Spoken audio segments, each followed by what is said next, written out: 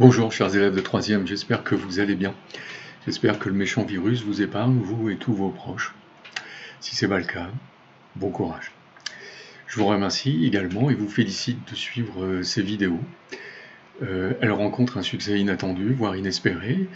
Je peux vous avouer que j'attendais simplement toucher peut-être 30% d'entre vous, et l'immense majorité, et voire au-delà d'entre vous, les suit avec attention, avec assiduité.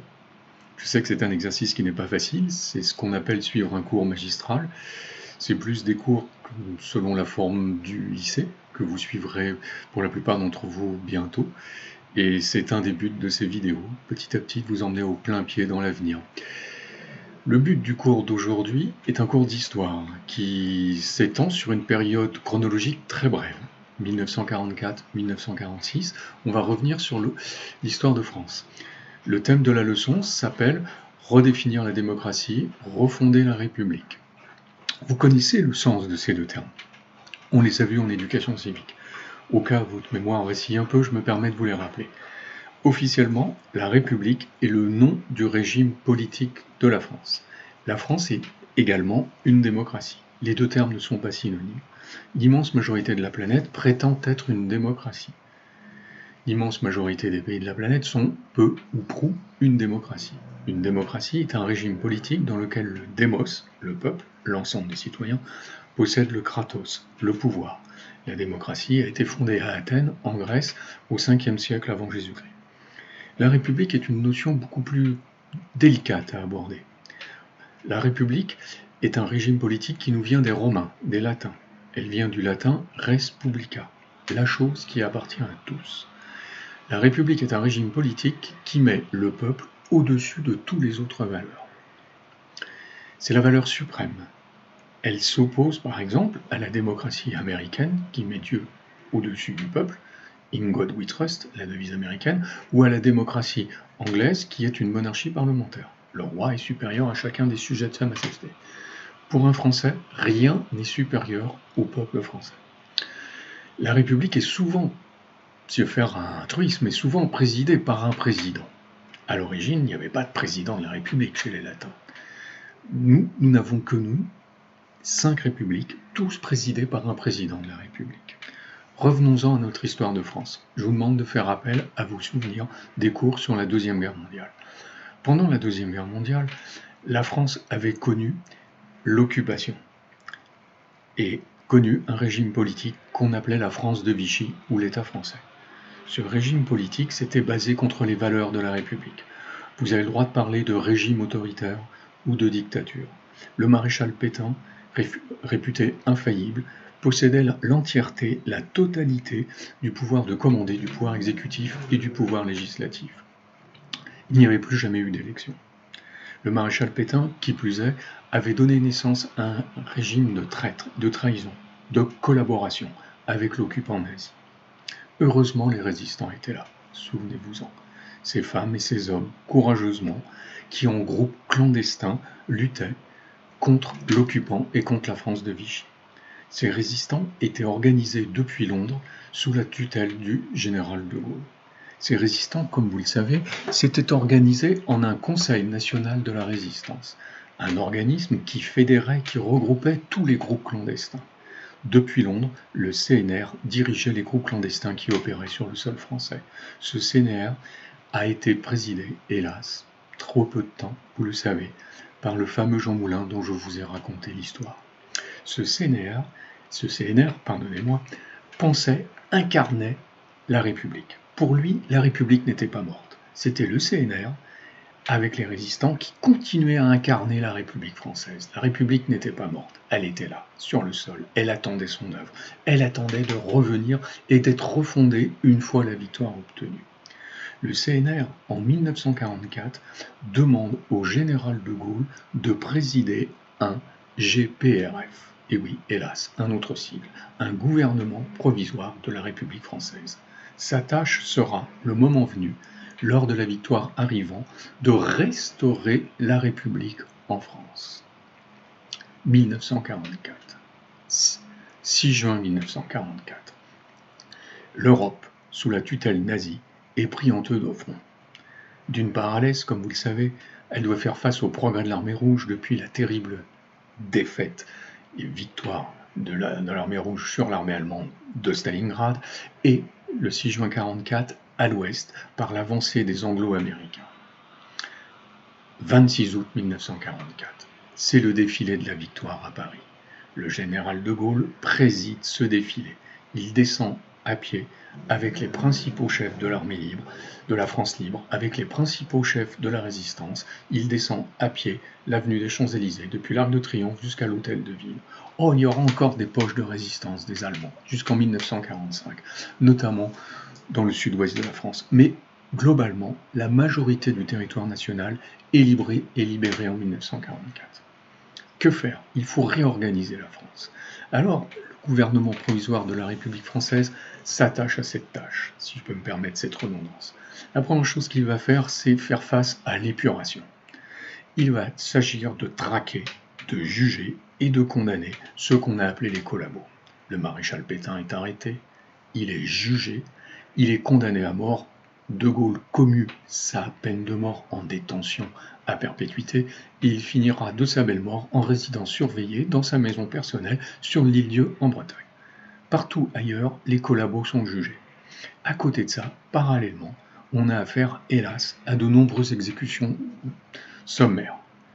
Dans les villages, dans les villes, ceux qu'on soupçonne d'être des collabos, des fois oui, des fois non, sont parfois lynchés en place publique. C'est le fameux aussi épisode des femmes tondues, dont je vous ai déjà parlé.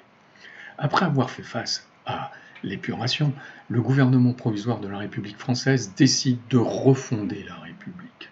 Première chose qu'il va faire, il va suivre le programme du Conseil national de la résistance. Les femmes avaient largement combattu dans la résistance. Hélas, c'était, si je puis dire, des êtres invisibles. Elles n'avaient pas le droit de vote.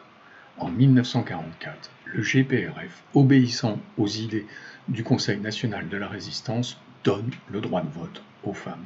Ces êtres invisibles, ces citoyens invisibles deviennent citoyens appelés à part entière. Le corps électoral français grossit de plus de 50%. Les femmes, pour la première fois de leur histoire, obtiennent le droit de vote. Elles vont voter pour la première fois aux élections municipales d'avril 1945. L'action du GPRF ne va pas s'arrêter là. Elle va refonder également la République en protégeant davantage les Français. Alors ça, écoutez-moi bien, c'est une conquête sociale considérable. Les Français avaient considérablement souffert pendant la guerre. Malnutrition, exaction, exécution, déportation, bombardement. C'est un peuple maltraité, malheureux, blessé, qui existe en 1944. Le gouvernement provisoire de la République française décide d'instaurer un filet protecteur. Ce filet protecteur, les Anglais l'appellent le welfare state, nous l'appelons l'État-providence. Il va s'agir de protéger l'ensemble des Français des trois principaux risques de la vie. Ces trois principaux risques de la vie en 1945 sont la santé, la vieillesse et la mort, et le chômage. Le GPRF, le gouvernement provisoire, va donner naissance en 1945 à la sécurité sociale. La sécurité sociale donnera donc la médecine, médecins et médicaments, accès aux hôpitaux gratuite. Elle va donner naissance à un système de retraite généralisé. Les hommes et les femmes qui ont travaillé à partir de 1945 pour reprendre leur retraite. C'est une avancée considérable. Et elle va généraliser l'indemnisation du chômage pour tous, pour protéger les hommes des trois risques de la vie. Cette avancée est considérable. Le GPRF ne va pas s'en arrêter là, chers élèves. Il va également refonder la République. Il va proposer aux Français un projet de nouvelle constitution. Il faut refonder la République. La Troisième République s'était arrêtée en juin 1940. Et hélas, le terrible régime de Vichy lui avait succédé. On va proposer aux Français un projet de constitution qui va donner naissance à la Quatrième République. Ce projet de constitution sera adopté par référendum, cette fameuse question que l'on pose au peuple, dans laquelle il n'y a que deux réponses possibles, oui ou non. Les femmes, comme les hommes, vont pouvoir adopter ce projet de constitution. De vous à moi, le général de Gaulle aurait voulu une constitution qui donne des pouvoirs très étendus au chef de l'État, qui donne des pouvoirs très étendus au pouvoir exécutif. Mais les partis politiques, ceux issus de la résistance, ne veulent surtout pas, et ils ont probablement raison, donner beaucoup de pouvoir à un homme seul alors qu'on sort d'une période de dictature. Le projet du général de Gaulle ne sera pas accepté. De Gaulle va donc quitter le pouvoir dans cette période. La constitution de la 4e République va être finalement adoptée par référendum par l'ensemble des citoyens français. C'est un régime politique parlementaire dans lequel les deux chambres, les deux assemblées, le Sénat et l'Assemblée nationale, élisent le président de la République. Le général de Gaulle quittant le pouvoir, y reviendra bien plus tard, dès 1958. En effet, la 4e République, qui remet la Déclaration des droits de l'homme et du citoyen dans son préambule, va durer de 1946 à 1958. Et c'est la guerre d'Algérie qui va précipiter sa perte.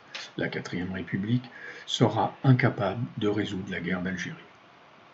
On se tournera vers le général de Gaulle, et vous verrez ça, pour résoudre la crise algérienne. Il va créer une nouvelle constitution qui donnera naissance à la 5e République dans laquelle vous vivez. J'espère que vous avez compris. Je me permets de résumer ce cours qui est bref.